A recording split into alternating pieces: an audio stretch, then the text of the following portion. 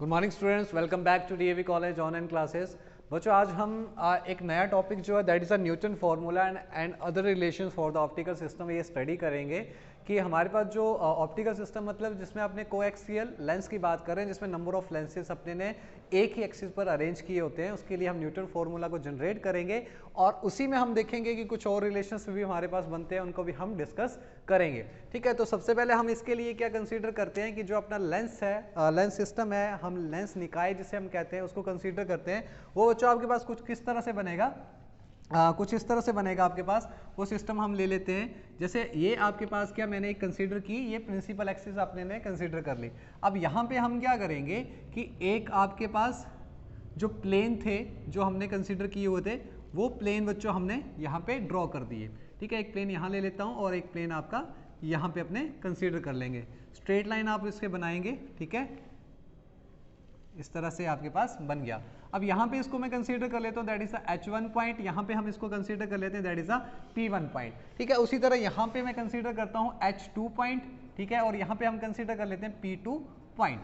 ठीक है, अब क्या होगा आपके पास कि एक हम ऑब्जेक्ट लेते हैं। ठीक है, ऑब्जेक्ट जो है वो हम एक कंसीडर कर लेते हैं। जैसे मान लो कि मैंने ए बी जो है कोई ऑब्जेक्ट लिया, जैसे ए ले लेता हूँ, ये ए बी जो है ऑब्जेक्ट ले लेते हैं और इसकी जो हाइट है वो हम कंसीडर कर लेते हैं दैट इज द H2। ठीक है, अब क्या होगा बच्चों यहाँ से कि एक आपके पास रे ऑफ लाइट जो है वो आएगी और वो कौन से पॉइंट पर गिरेगी, जाकर H1 पॉइंट पर जाकर इंसिडेंट होगी। तो हमें क्या लगेगा कि हमने कार्डियल पॉइंट से कंसेप्ट को समझा हुआ है कि हमें क्या लगेगा कि ये जो रे ऑफ लाइट है वो हमें H2 से आती हुई दिखाई देगी। कहाँ से आती हुई दिखाई देगी? H2 से आती हुई दिखाई देगी। ठीक है, H2 से आती हुई दिखाई देगी और ये कहाँ पे जाके इंसिडेंट करेगी? इसी पॉइंट पर जाकर इंसिडेंट कर रही है, जिसे हम नाम दे देंगे बाद में कुछ, इसे हम V1 नाम देंगे।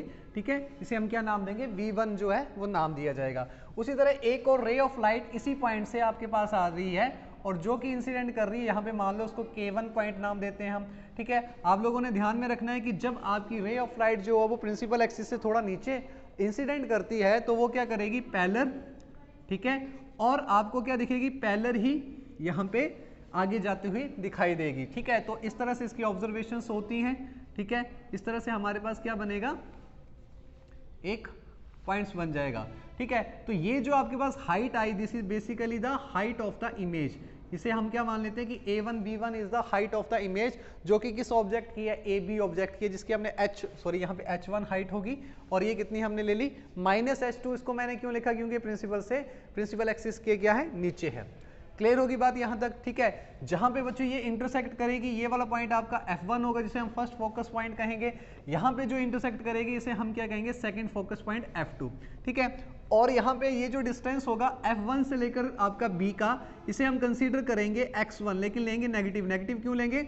आपकी लाइट जो वो कुछ इस डायरेक्शन में जा रही है, लेकिन हम जो मूव कर रहे हैं ऑपोजिट डायरेक्शन में कर रहे हैं, तो इसकी वैल्यू कितनी हो जाएगी? माइनस में हो जाएगी। उसी तरह जो F1 P1 है, इसका डिस्टेंस जो आपके पास -F1 होगा। ठीक है, उसी तरह यहाँ पे आपके पास P2 F2 का जो डिस्टेंस होगा दैट इज F2, और यहाँ से जो डिस्टेंस होगा दैट इज X2। कौन सा? F2। और आपका A1 का जो डिस्टेंस होगा उसे हम क्या कंसीडर करेंगे? X2। ठीक है, तो ये सारी कंस्ट्रक्शन है बच्चों। अगर आपसे ये पूछा जाए कि construct the image by using the cardinal point, तब भी आप यही रे डायग्राम जो है वहां पे जो कंस्ट्रक्ट करेंगे। क्लियर? यहाँ तक इसको नोट डाउन करें फिर आप लोग।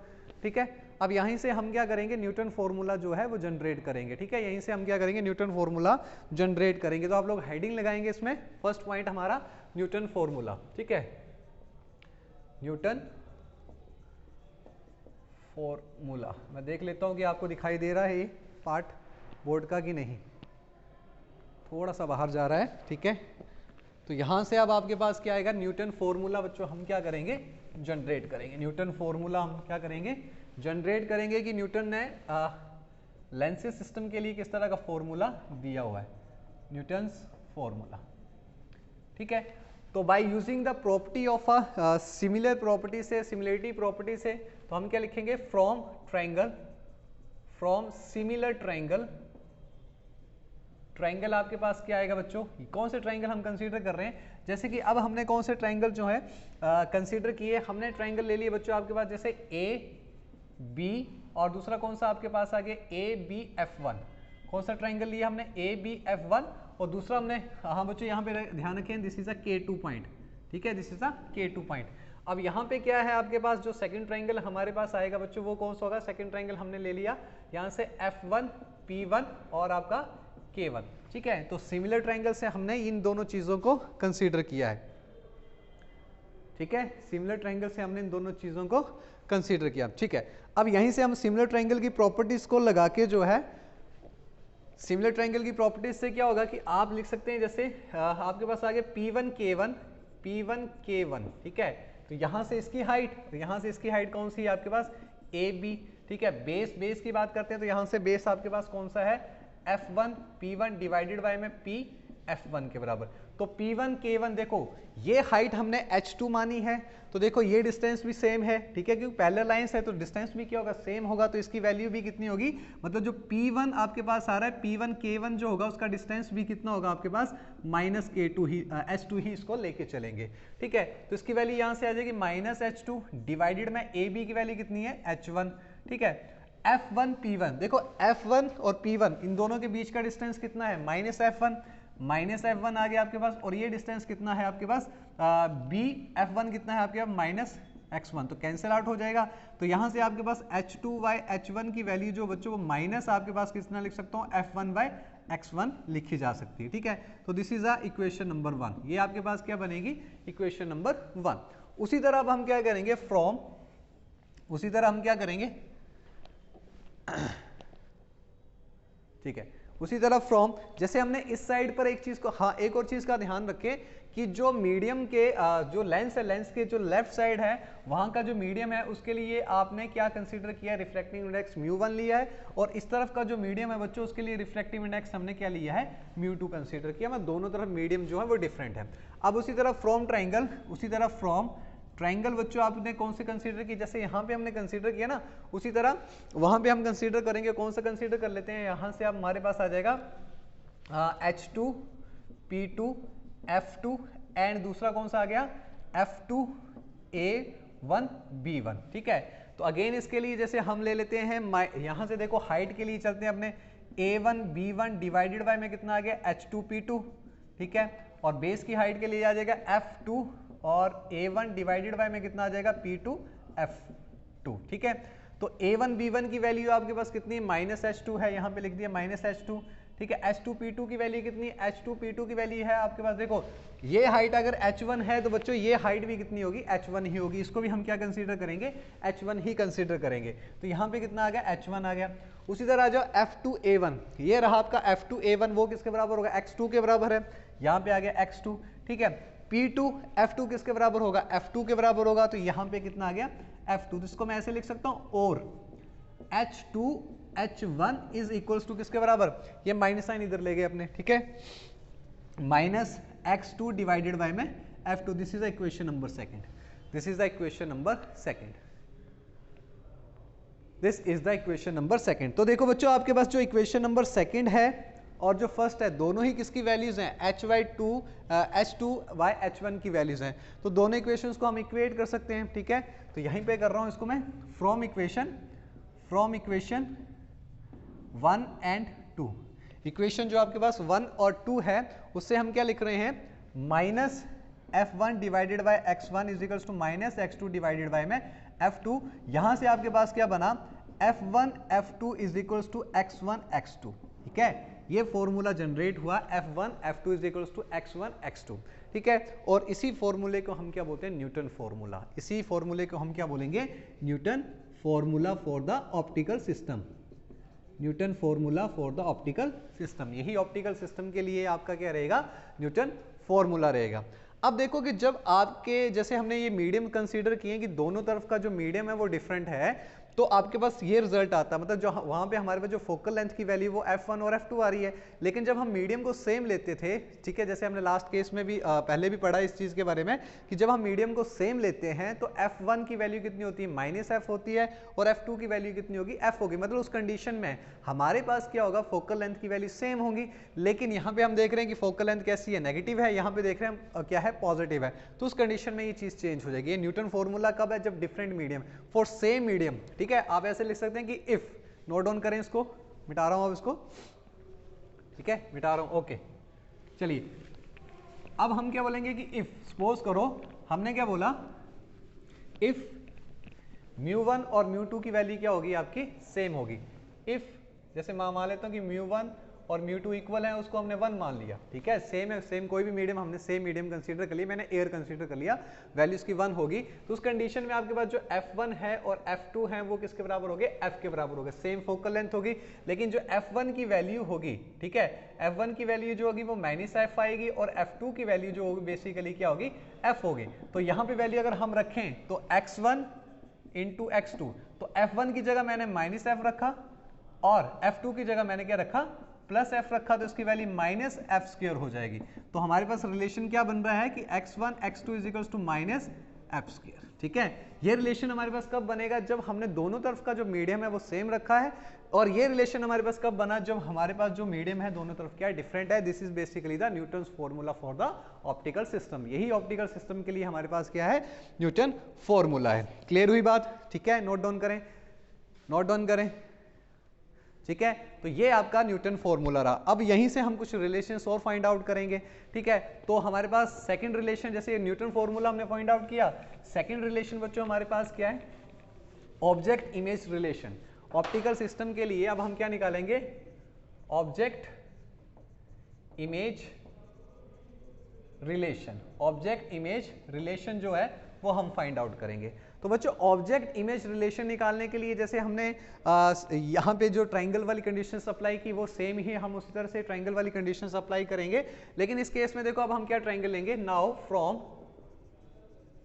बच्चों आपके पास ट्रायंगल ले लिया हमने AH1 और K1, ठीक है, एंड दूसरा ट्रायंगल कौन सा ले लिया, इसी के अंदर हमने कौन सा लिया, F1 P1 K1, ठीक है, ये कंप्लीट ट्रायंगल और एक ये वाला ट्रायंगल, ठीक है। तो यहां से वही कंडीशन लगाते हैं अपने, क्या लगाते हैं, जैसे बेस वाली कंडीशंस लगाएंगे और हाइट वाली कंडीशन लगाएंगे।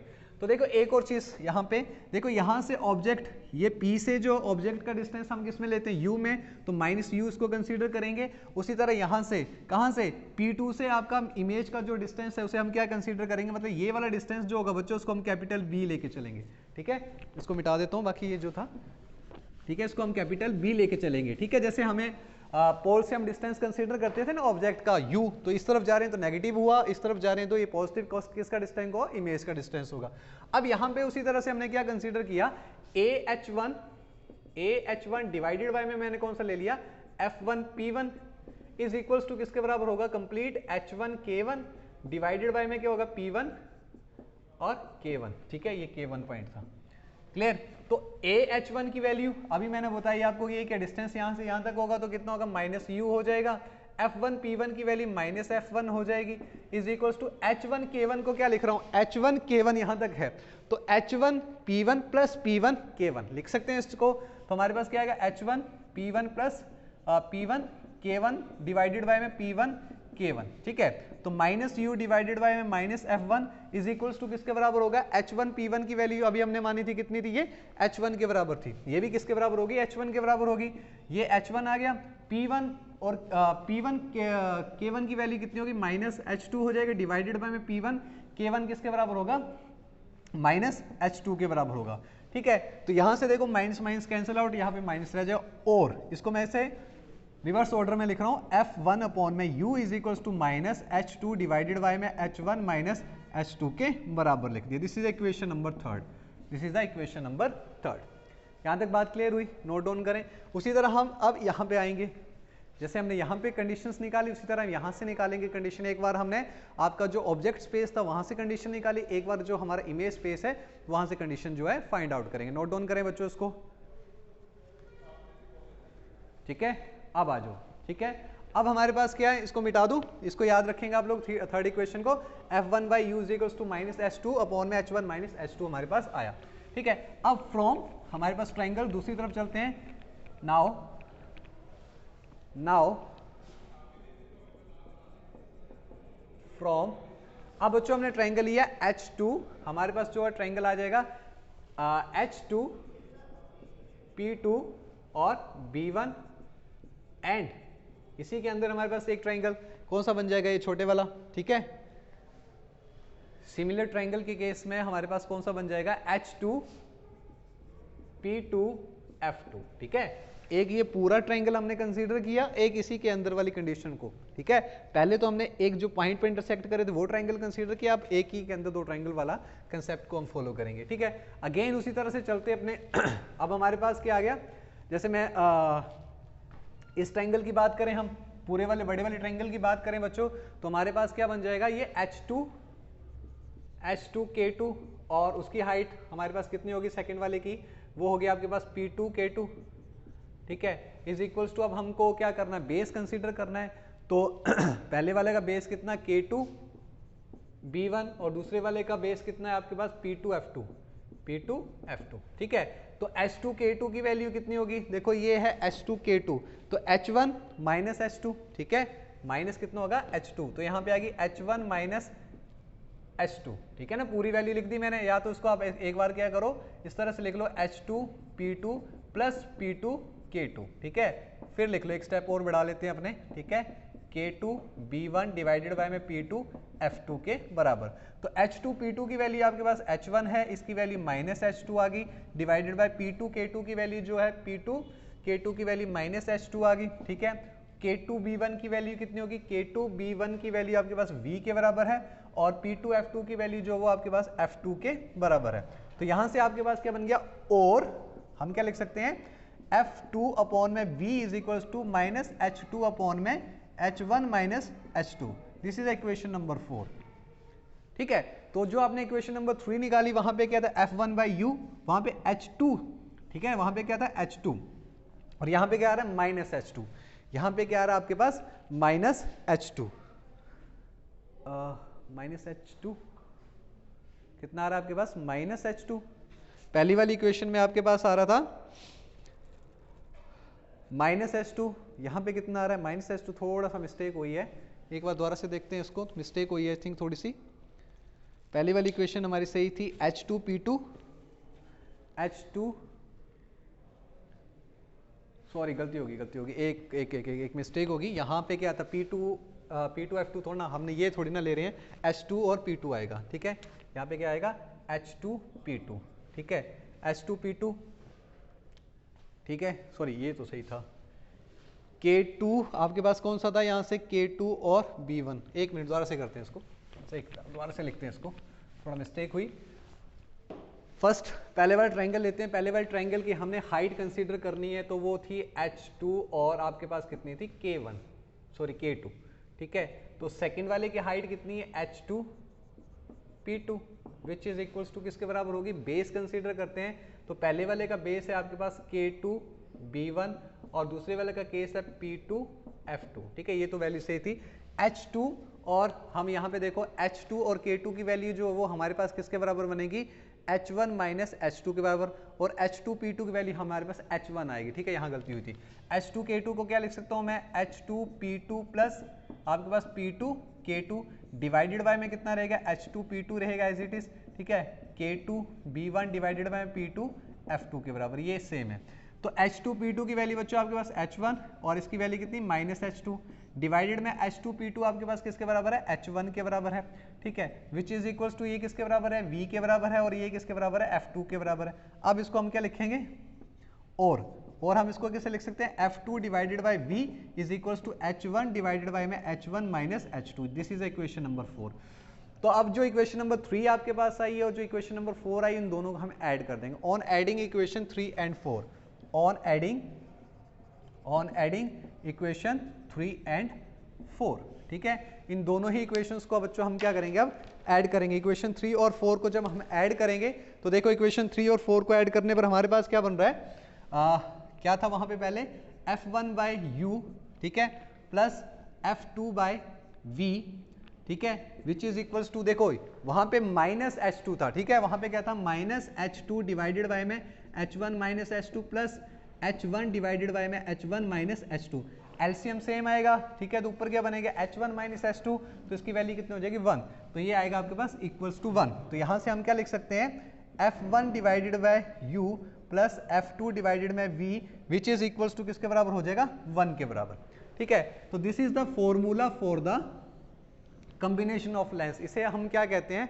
Lens formula for the combination of the lens.